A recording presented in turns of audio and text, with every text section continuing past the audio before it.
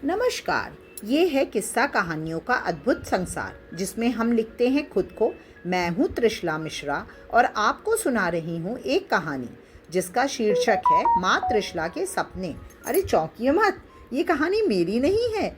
ये कहानी है जैन धर्म के 24वें अंतिम तीर्थंकर भगवान महावीर की और उनकी माता त्रिशला की, जिसका वर्णन हमें जैन ग्रंथ के उत्तर पुराण में मिलता है।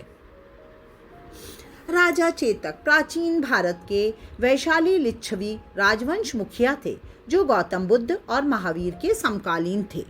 राजा चेतक की रानी का नाम सुभद्रा था। इनके 10 पुत्र हुए जिनके नाम धनदत्त, धनप्रभ, उपेंद्र, सुदत्त, सिंहभद्र, सुकुम, अकंपन, पतंगक, प्रभंजन और प्रभास थे। और पुत्रियां थीं।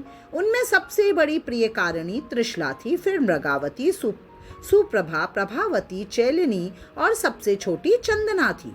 उनकी ज्येष्ठ पुत्री त्रिशला का विवाह कुंडलपुर के तत्कालीन राजा सिद्धार्थ से हुआ था।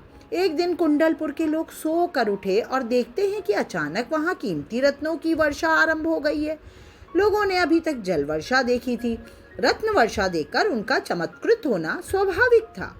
इंद्र की आज्ञानुसार कोषाध्यक्ष कुबेर कुंडलपुर में प्रतिदिन प्रातः, मध्याह्न, सायं और रात्रि को 3-3 करोड़ रत्नों की वर्षा कर रहे थे।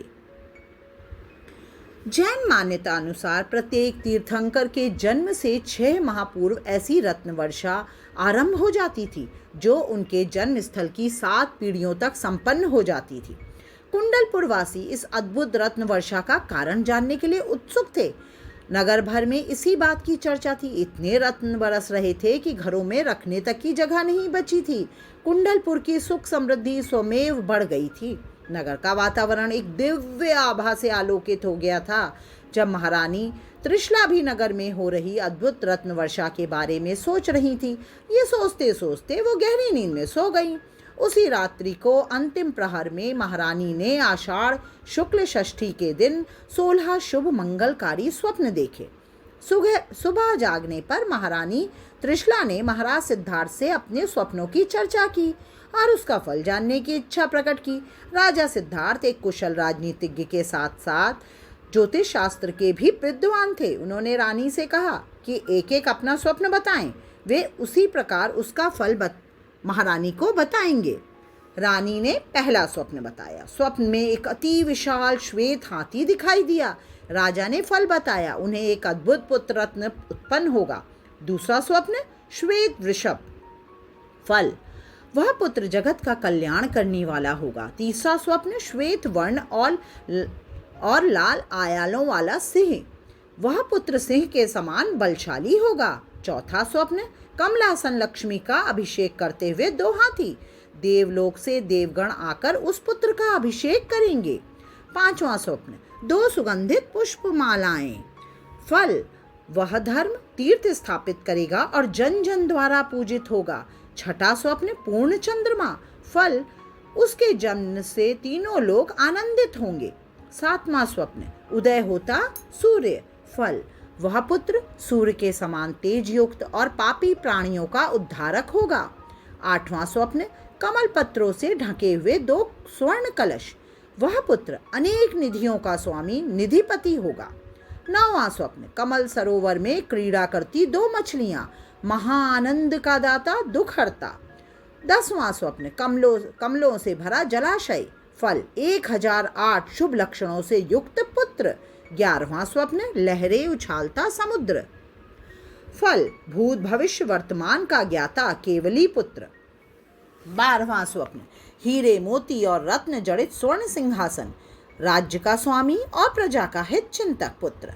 13वां स्वप्न स्वर्ग का विमान, इस जन्म से पूर्व वह पुत्र स्वर्ग में देवता होगा।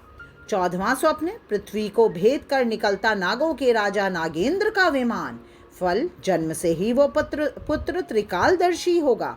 15वां स्वप्न रत्नों का ढेर, फल, वह पुत्र अनंत गुणों से संपन्न होगा।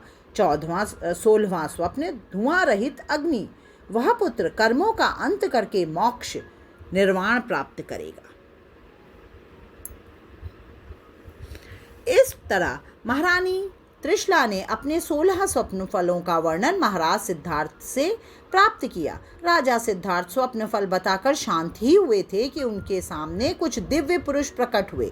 उनमें से एक ने अपना परिचय देते हुए कहा, हे राजन, मैं देवराज इंद्र अपने साथियों सहित आपको व महारानी को नमन करता हूँ। आप धन्य हैं। आपको तीनों लोकों के स्वामी का माता पिता बनने का सौभाग्य मिला है।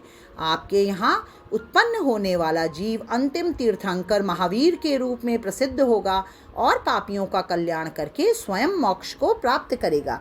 यह कहकर देवराज इंद्र अपने साथी देवताओं सहित महारानी त्रिशला का अभिषेक किया, उन्हें दिव्य रत्न, रत्नाभूषण, वस्त्र आदि प्रदान किए और महावीर का गर्भ कल्याणक मानकर वापस स्वर्ग लौट गए। यह समाचार सुनकर महाराज सिद्धार्थ और महारानी त्रिशला की खुशियों का कोई ठिकाना नहीं रहा। पूरे राज्य में यह समाचार फैल गया। घर घर में खुशियां मनाई जाने लगी। चैत्र शुक्ल त्रयोदशी के दिन जैन धर्म के अंतिम तीर्थंकर भगवान महावीर का जन्म हुआ। जैन धर्म के 24वें अंतिम तीर्थंकर भगवान महावीर को कुंडलपुर की पवित्र धरती पर जन्म देने वाली महारानी त्रिशला त्रिलोक पूजनीय माता हैं तथा कई ग्रंथों ने माता त्रिशला की स्तुति करते हुए उनके गुणों का वर्णन किया है। बस ये कहानी इतनी ही। अभी आप सुन रहे थे त्रिशला मिश्रा की आवाज़ में जैन धर्म के प्रसिद्ध तीर्थंकर महावीर स्वामी की माता त्रिशला की कहानी। फिर मिलते हैं एक नई कहानी के साथ। नमस्कार।